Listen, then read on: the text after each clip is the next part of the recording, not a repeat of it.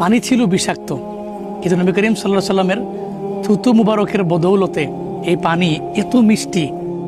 আপনারা আমি নেওয়ার পরে আমার মুহিব্বিনরা খেতে পারবেন।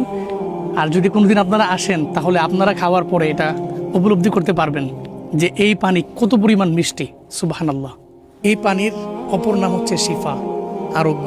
এই পানি পান করার মাধ্যমে যত বড় রোগ হোক আল্লাহ রাব্বুল আলামিন নবীজির উসিলায় ওই রোগকে আরোগ্য দিবেন ইনশাআল্লাহ।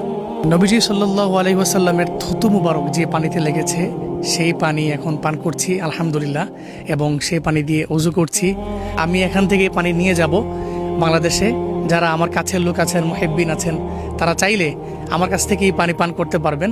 একদম বীরে শিফার পাশাপাশি আমি এখন দাঁড়িয়ে আছি আলহামদুলিল্লাহ। এটাই হচ্ছে সেই বীরে শিফা। যদিও এটা উপর দিয়ে এখন ঢাকা আছে, ইতিপূর্বে এটা ঢাকা ছিল না, একেবারে দেখা যেত, কিন্তু হুকুমত এদের ব্যক্তিগত যে কোনো কারণে তারা এটাকে বন্ধ করে দিয়েছে।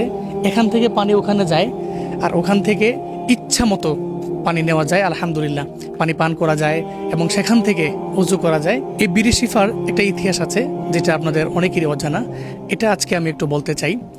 নবীজি সাল্লাল্লাহু আলাইহি ওয়াসাল্লাম এবং সাহাবায়ে কেরামরা এর পাশ দিয়ে যখন অতিক্রম করছিলেন, সাহাবায়ে কেরাম অনেক বেশি তৃষ্ণার্ত হয়ে গিয়েছিলেন।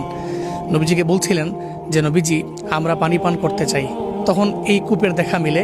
আসার পরে সাহাবায়ে কেরাম দেখতে পায় এই কূপের পানিগুলো বিষাক্ত হয়ে আছে। নবীজি সাল্লাল্লাহু আলাইহি সাল্লাম বললেন চিন্তা নেই। নবীজির থুতু মুবারক এখানে দিলেন, সঙ্গে সঙ্গে বিষাক্ত পানি আলহামদুলিল্লাহ এত পরিমাণে বরকতপূর্ণ হলো, তদানীন্তন সময়ে মানুষের কোনো বড় অসুস্থতা হলে এই বীরে শিফার পানি পান করলে সঙ্গে সঙ্গে তারা আরোগ্য লাভ করত। সুবহানাল্লাহ বিহামদি। আল্লাহর কাছে বহু শুকরিয়া, আল্লাহর কাছে বহু শুকরিয়া যে এই বীরে শিফার পাশে আসতে পারলাম। আমরা বাংলাদেশে আমাদের বসবাস, আল্লাহ আমাদেরকে এখানে আসার মতো তৌফিক দিয়েছেন, এবং এই পানি পান করার এবং এই পানি দিয়ে ওযু বানানোর মতো তৌফিক দিয়েছেন। এটাই আল্লাহর কাছে বহু শুকরিয়া।